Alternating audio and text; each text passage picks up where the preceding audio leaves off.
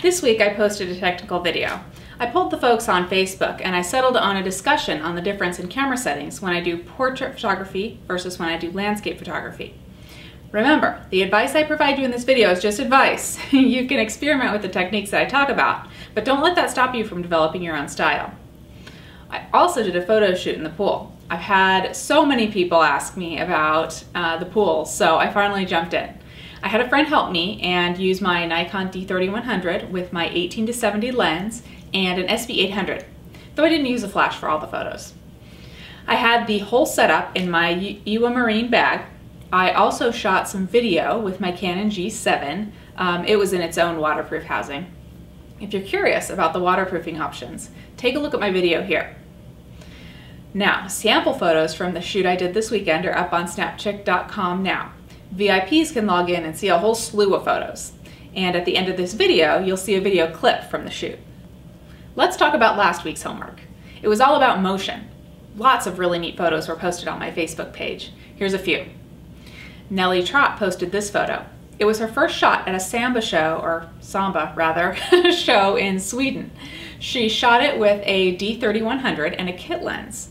What I think is so impressive about this photo is that it was during a show. I mean, capturing the action during a show I just think is amazing. Dave Knopp took this photo of some kids jumping.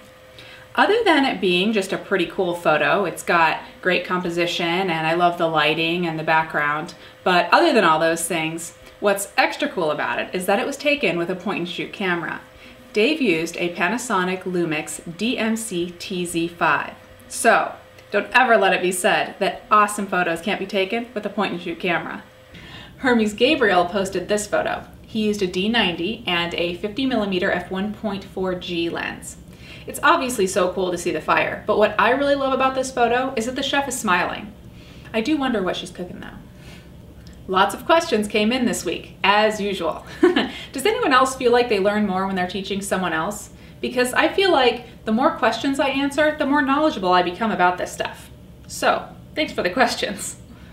I'm only going to talk about one of the questions, though, from this week. It came from Peter. He wants to know about metering.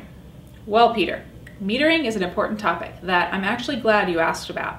I'll give you a very broad overview now, and I promise I'll make a video soon about it.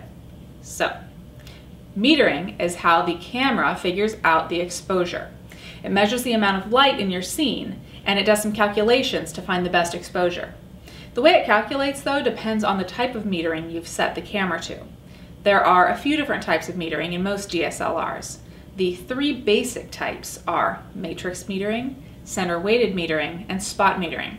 You'll get different results with each of these different types.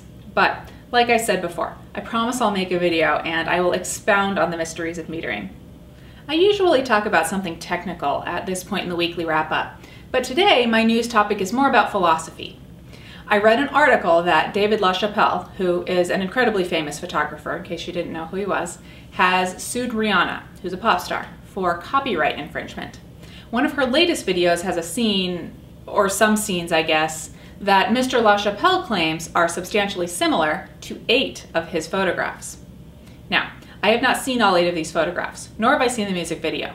However, I did see a still from the video and one of the 8 photographs.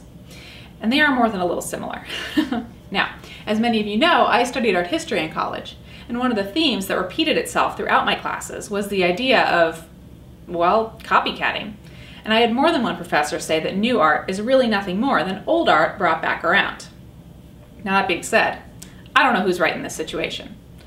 More, I wonder what David LaChapelle's motivation is. Is it money? Is it artistic integrity? I, of course, don't know. I wonder how I would react, though, if I saw some of my work copied. You know what? I did actually see some of my work copied one time. It was a business article, though, that I had written, and someone plagiarized it. And I was pretty angry. I guess, I don't know. It's just an interesting thing to think about anyway. What do you guys think? Now for next week's homework. Water. Water is the word of the week. In water, over water, around water, through water, water, water, water. However you want to incorporate it into your image is fair game. Post your image on my Facebook page with the word water or homework in the description. Thanks for watching. I'll talk to you next week. Oh, and here's a pool clip.